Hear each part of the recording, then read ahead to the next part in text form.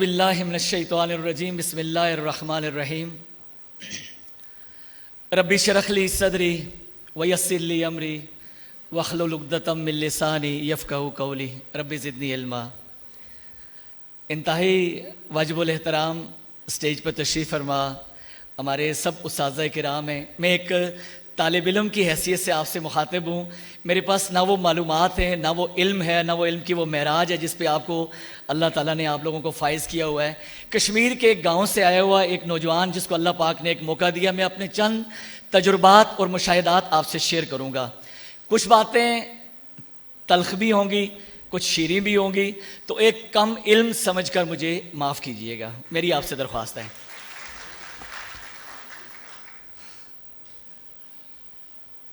میرے بہت پیارے نوجوان، اتنے حسین، اتنے خوبصورت چہرے یہاں پر بیٹھے ہیں، تو ان نوجوانوں کے لیے چونکہ یہی چراغ جلیں گے تو روشنی ہوگی، اور ہمارا سارے کا سارا پروجیکٹ اسی یوتھ کے لیے ہے۔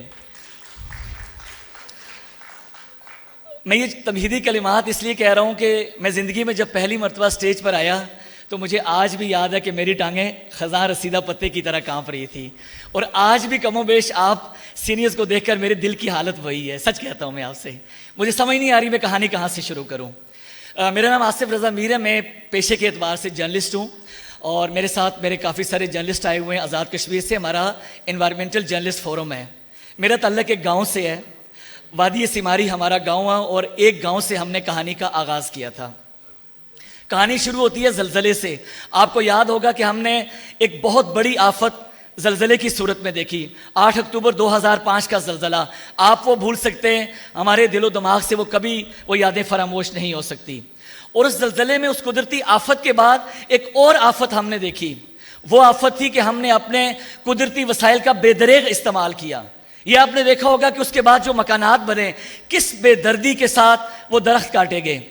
میں نے کہا میری باتیں کچھ تھوڑی سی تلخ ہوں گی، برا نہیں مانیں گے، فارسٹ ڈپارٹمنٹ کی یہاں پہ نمائندگی موجود ہے۔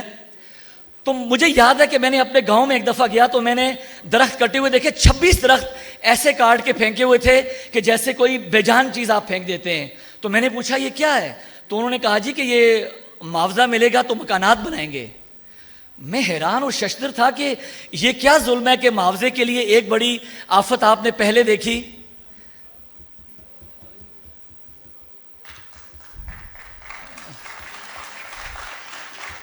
میں اتنے دور سے اپنا درد بیان کرنے آئی ہوں، میری گزارش ہے 5 منٹ کے لیے مجھے سن لیں، میری آپ سے التماس، برا نہ مانیے گا، آپ کی گفتگو ضروری تھی اس لیے میں خاموش ہو گیا۔ میں آپ کے سامنے وہ باتیں کروں گا جو کتابی نہیں ہیں، میں آپ سے سچ بیان کروں گا، اور میں وہ کہوں گا جو روز محشر میں اللہ کے حضور بھی کہہ سکوں۔ میں اخلاقی جرات کا مظاہرہ کر کے آپ سے یہ بات کہہ رہا ہوں۔ تو میں نے کہا یہ کیا ظلم ہے، ایک زلزلہ، ایک آفت آپ نے پہلے دیکھی اور اب ایک آفت کو آپ اور دعوت دے رہے ہیں۔ تو انہوں نے کہا جی کہ ہم نے مکانات اس لیے کہ آپ کو پتہ ہے معاوضہ ملے گا، اور ایک اور آفت کو ہم دعوت دے رہے ہیں۔ تو ہم نے نتیجتاً، میرا تعلق ایک ایسے گاؤں، ایک ایسے علاقے سے ہے جہاں درخت کاٹنا، شکار کرنا، آگ لگانا فیشن سمجھا جاتا تھا، کوئی جرم نہیں تھا۔ میں خود اسی قبیلے سے ہوں، میرے فادر جو ہے نا اسی فارسٹ کے شعبے تھے، میرے بڑے بھائی، ساری کا سارا خاندان، میں اس خاندان کا پہلا باغی ہوں، اور آج اللہ کا شکر ایک بہت بڑی تعداد ہے باغیوں کی۔ کہنے کا مقصد یہ ہے کہ ہم نے ایک گاؤں سے ہماری کہانی کا آغاز کیا، ماڈل ولیج کے کانسیپٹ سے۔ ہمیں جو سب سے بڑا چیلنج تھا وہ، جیسے کے پی سے ہمارے مہربان یہاں پہ گفتگو کر رہے تھے، سمگلرز کے ساتھ ہماری سب سے پہلی مڑ بھیڑ ہوئی۔ وہ جنگل ہمارے دیودار وہاں سے کاٹ کر دور دور سمگل کیے جاتے تھے، ہمارے بچوں کا مستقبل۔ تو میں یہ سمجھتا ہوں کہ ان کے ساتھ جب ہم نے کہانی کا، پرانا ذہن ہماری بات نہیں مانتا تھا، ہم نے یوتھ پہ کنسنٹریٹ کیا، ہم نے ماحولیاتی مبلغ ہیں ہم الحمدللہ، ایک ایک گاؤں میں جاتے تھے اور تبلیغ کرتے تھے۔ جیسے آپ نماز، روزہ، اللہ اور رسول کی بات کرتے ہیں، ایسے ہم لوگوں کو جا کے بتاتے تھے یہ درخت، یہ پانی، یہ شجر تمہارے لیے کیوں ضروری ہیں۔ تو آج اللہ کا شکر ہے کہ ایک گاؤں سے شروع ہونے والی کہانی، میں نے کچھ ویژولز اس لیے آپ سے شیئر نہیں کیے، میں میڈیا سے ہوں، میرے پاس بہت سارا ڈیٹا پڑا ہوا ہے، میں یہ چاہتا ہوں کہ آپ لوگ آئیں، میں آپ کو اپنی آنکھوں سے دکھاؤں، خود آ کے دیکھیں، یہاں پردے اسکرین پر نہ دیکھیں، کشمیر آئیں، میں آپ کو وہ ویلی دکھاؤں کہ حقیقی معنوں میں کہ جب کمیونٹی اس کی آنرشپ لیتی ہے۔